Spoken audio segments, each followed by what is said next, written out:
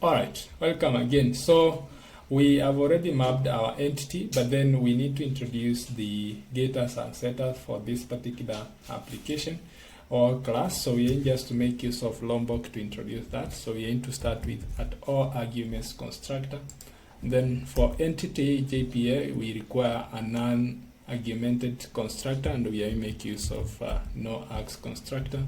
And then for that case, I'm going to make use of at data annotation, and then within that we are going to also have this at data annotation. We'll be able to introduce the getters and setters and the equals and the hash code and the toString method for this particular class. So the next thing that I'm going to do here is going to be introducing a builder pattern, so I can be able to make use of the builder pattern to create an object of this. So that's all that you need for this particular class, and we'll be done. Now the next thing that we're going to do is to have a representation of this class within our application by introducing the repository. So I'm going to have this one as an employee repository .java. And then this one is going to be an interface, and within this one we are just to extend the Spring Boot inbuilt mechanism of interacting with the database, and that is by extends JPA. We are going to make use of JPA repository. So we are going to have JPA repository, and then within this case we are going to specify our class, which is going to be employee. And then we are going to specify what is the primary key for this particular employee. It's of type integer. Alright, so with this we'll be able to have our application and our data repository to interact with the database is actually being created. So you just need to extend JPA repository and ensure that your actual class is an interface class, or it's an interface file. Ideal. So the repository layer is done. Now we want to have the database layer. So in this case we are going to have a database layer, a service layer, and in this case we are going to have employee service.java. And usually I love making use of the interface, and then from there within the service layer I do introduce the implementation layer package, which is going to be the implementation. And then within this one I'm going to have employee service implementation.java, and then this one is going to be able to implement the actual interface. So it's going to be implements employee service interface, and then you can be able to see now we have linked the implementation and the interface. Then the next thing that we need to do is to ensure that this particular employee service implementation is a service class by annotating it as service. All right. Then once we have that, we need now to inject in the actual file or the actual class which allows us to interact with the database. In this case, we are going to have a private final employee repository that way, and then we are going to have that. Then for this case it's final, we need it to be injected on constructor injection. So we are going to create a public constructor which receives in the injected value. So we are going to have this, and then we are going to expect the employee repository coming in, and then from there we are going to have the constructor which is public, and then we are going to say this dot employee repository is equal to the injected employee repository, and all that is done and set. All right, so as you can see we are almost there. So the next thing that we need to do is going to introduce the controller layer, and our controller layer is going to be different. It's going to have a different representation of the employee data. So this one we are going to have a controller class, so it's going to be employee controller .java here. And then we are going to annotate this one as a REST controller. Then we are going to start at requests mapping, and then we are going to make use of a mapping of /API employees as the base part of this one. Employee, I think we are going to do that, right? Now the next thing that we need to do is to ensure that we are able now to make use of our service class within this one. Now in this case, we are going to introduce the interface. So we do inject the interface, private employee service. So let me see that employee service. Then the same thing as we did on the service layer, we need to have this one as final. And then we need to ensure that we have a public constructor for that. So public constructor, and we are going to expect in the employee service implementation coming through. It's the proxy, and then from there we need to say this dot employee service equal to employee service. Right, so once this is done, the next thing is now we need to export some of the endpoints that we require within this particular controller. So the first endpoint is actually to create an employee. So we are going to have an employee, so we are going to get public employee. So we expect an employee, but then we are going to have an employee. We want to abstract the entity layer from the controller, and by introducing a DTO for this one. So we need to have this as an employee response. And then we are going to say create. Then within this one, we are going to expect an employee requests, create requests ideally. So we are going to have create requests. And then we are going to have that. So employee requests, right? So I'm going to just make use of the same naming, but then convert this one as small case. So that's all that you need. But then as you can see, these two classes have not been defined. So what we're going to do is to define these particular classes as models. So we come to the model folder and actually create a new file, call it employee response, and then .java. All right. Then we are going to copy almost all the fields from the model, and in this case we are going to have from the entity employee. So for the response, we are going to expect every field that is coming from here. So we are going just to copy everything and remove the annotation. So we are going to have that. The annotation that we are going to leave is the one for validations, and then everything else for column, we are going to remove everything to do with the column annotations.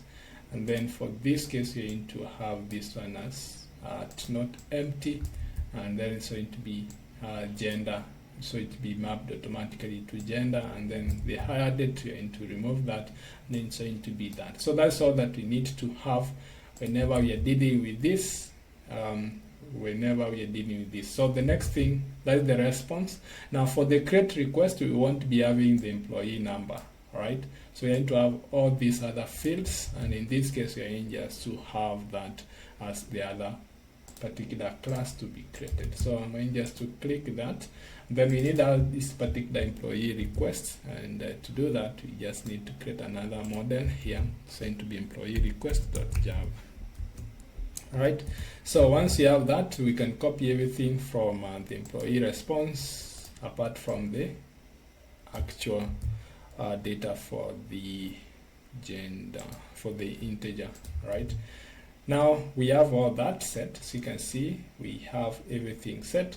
Now the next thing that we need to do is to ensure that this particular class is actually coming through. So we need just to have that data, and then we need to have at all Args constructor, and then we are going to have at no Args constructor.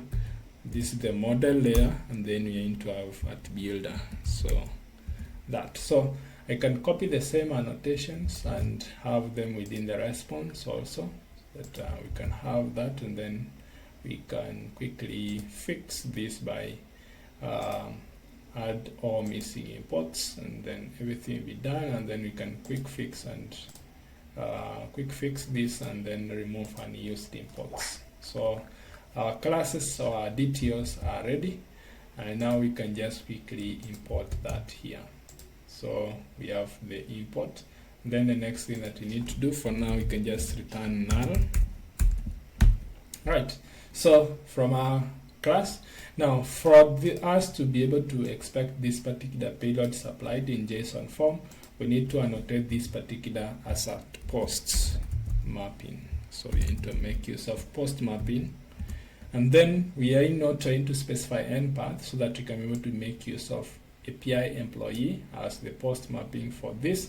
And then this particular payload, we are into validate it. So we are into have this one as at request body that way. And then we are going to ensure that it's able to invoke the validations which are defined in this particular class of employee create request, and that will be at valid. So you need to make use of the validation as at valid, and that will be able to automatically validate the requests and throw any exception if the payload that is being sent doesn't conform to our validations. All right, so the next thing that we need to do is now start using the employee service. So we need to copy that, and then we are going to say create employee, and you can see we need to supply this particular request class. Right, so as you can see, we don't have this particular function, so what we just need to do is quick fix and create this method within the employee service. Then once we see this particular method, once we save, the implementation service will be able to complain that we don't have that implementation. Again, do quick fix and then add an implemented method, and we can be able to see that now here we need to do some conversion between the employee requests and the actual employee, because we expect now to send this particular payload to the database for that particular case. So to do that, I have another dependency that we can make use of to have our implementation simpler. So it's actually called the model mapper. So you will just search for model mapper, Maven, and you'll be able to see the model mapper is a simple intelligent object mapping. So I'm going just to open this, and then I'll be able to show you how you can make use of that. So you just proceed to getting started. And then from here, we just need to have this particular dependency, which is going to be model mapper within our project, and we'll be able to automatically convert between the objects. So in this case, you're in just to have that additional dependency down here as model mapper. All right. So the next thing that we are going to do is, so you can see here is that we just need an object of model mapper, and then we can be able to say model mapper.map the order to order DTO. Now that is the conversion that we can be able to do between the entity and all that. So what we are going to do is going to make a bin out of this particular model mapper and return an instance of the model mapper. So what we're going to do within the config file, I'm going to create a new package. It's going to be model mapper config.java. I'm going to create that, and then within this case, I'm going to annotate this particular class as at configuration, which is coming from the context. All right. Then from here, I'm going to define a symbol bin, which is going to be model, returning an actual model mapper.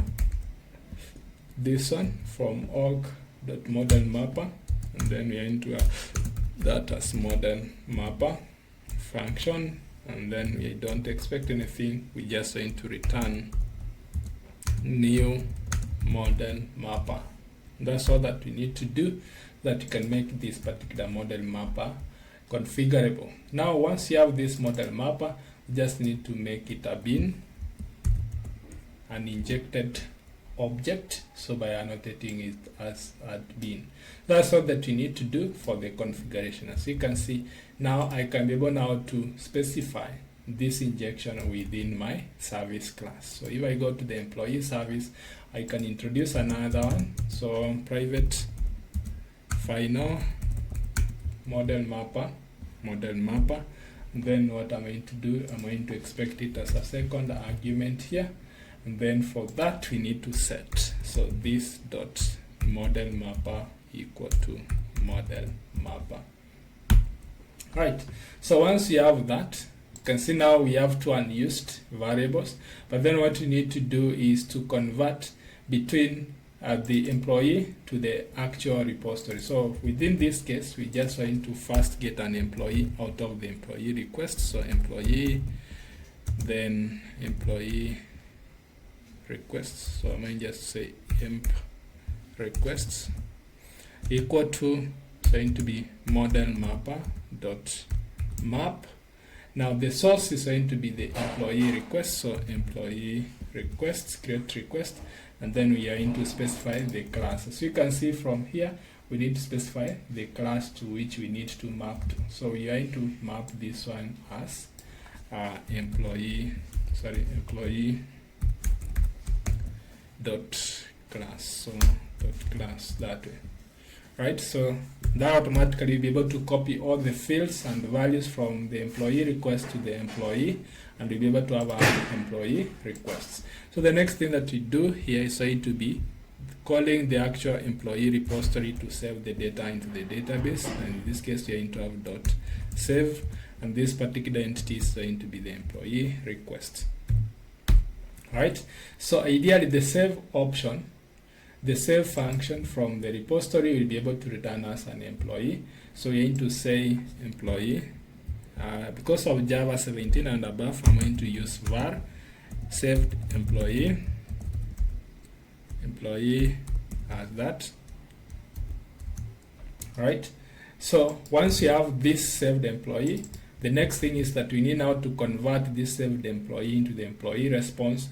What you're going to do is going to be able to remove this code here and then say return employee, model mapper dot map our saved employee to the employee response object. So you can just specify that dot class. Alright, so our endpoint is done for creating our actual employee within the database. As you can see, it's just that quite simple using this particular dependency of model mapper to actualize that. So you can see that now our end-to-end employee implementation of saving the employee to the database is done. So what we can do is actually confirm that we are able to do that. Right? So what I'm going to do here is going to be simple. We need to introduce the creation of the database. So let me just open the terminal here, and then we're going to do show tables here. Sorry, you are going to use employee DB, use employee, and then you can see we have that, and then show tables. You'll be able to see that we don't have an end table created from our entity. So what we're going to do is to introduce an additional configuration for JPA to ensure that we're able to create the particular application. Right, so what we're going to do is to specify additional configuration within the YAML file, and this is going to be spring.jpa, and then within this we're going to make use of Hibernate, and then within Hibernate you're going to do DDL. So it's going to be DDL.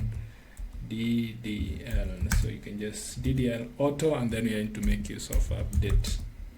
Alright, so this is going to ensure that you're able to create the entity representation within the database. So once I save, the next thing that I want to do is to show the SQL command from our entity generation or another query. So we're going to do show SQL to true, and once you have that, when we save, then you'll be able to see that you'll be able to, whenever our application restarts, be able to see the actual creation of the okay, it's saying the class not found. I need to reload the project. So quickly we can I think we can restart the application so that we can proceed again, just to ensure that we are okay on the model mapper. And now this one will be able to create the actual database. So it's stating that we don't have this. All right, so within this we need to have the model mapper class. So let me reload the project here. Let me see if I do introduce something and then go to reload projects. So I'm going to reload that just to confirm, and then from here it's reloading and building and refreshing.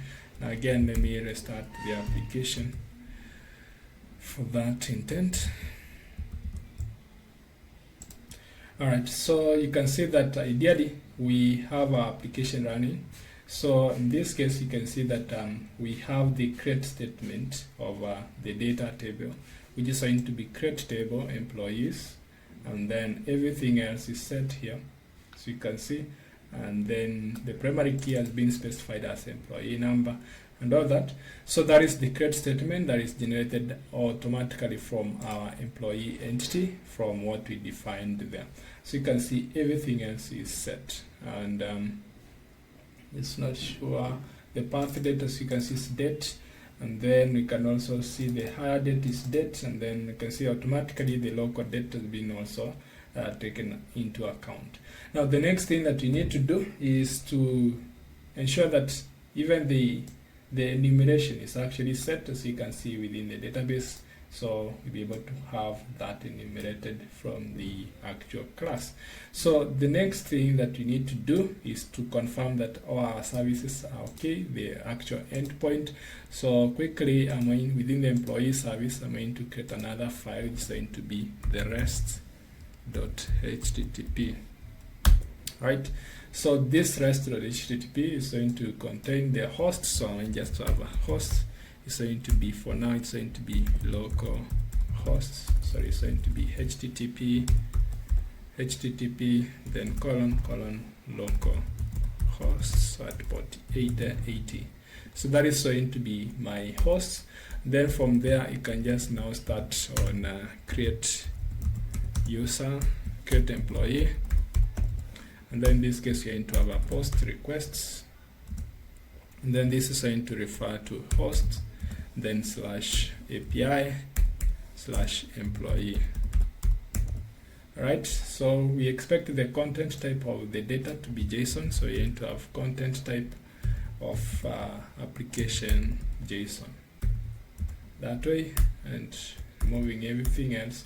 Then now here we need the actual JSON payload, so you're going to build that particular payload from the actual request. So we go to the employee model, which is going to be employee create request. So we need these particular fields. So you have the path date, first name, last name, gender, and then the hire date. So we're going to do that and then specify that here. Then within this, you're going to have them in quotes. So you can have that, and then colon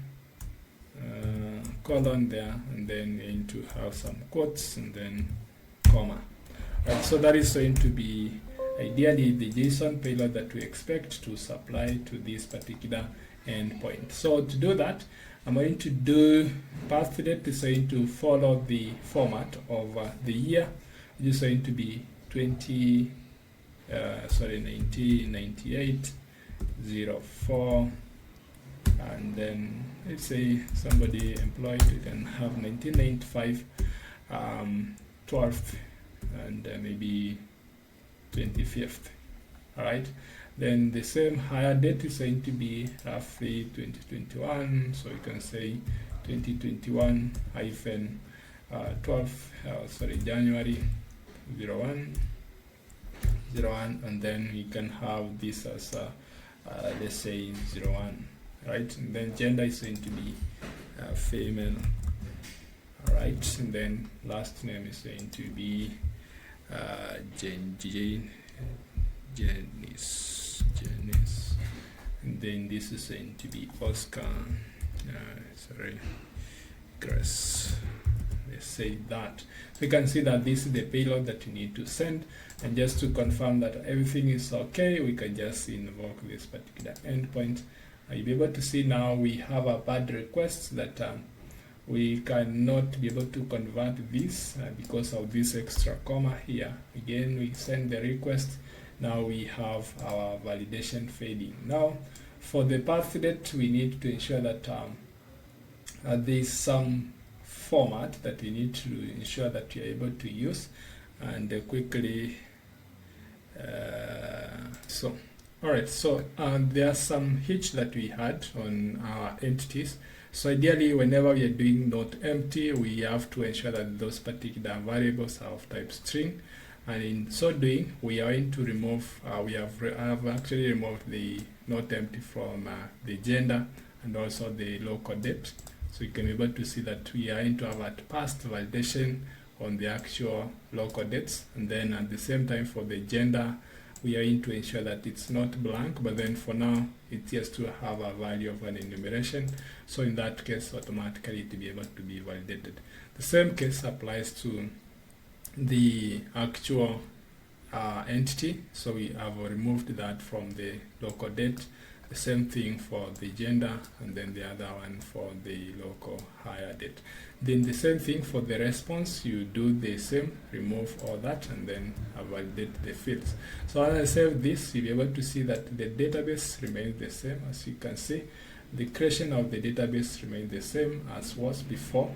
Then now our endpoint with the payload that we have supplied here, you'll be able to be the same validated. So once I send this particular request, you can be able to see that we are able to get now the inserted value within the database, and then the data is coming back as we sent it, but then with an added field of employee number.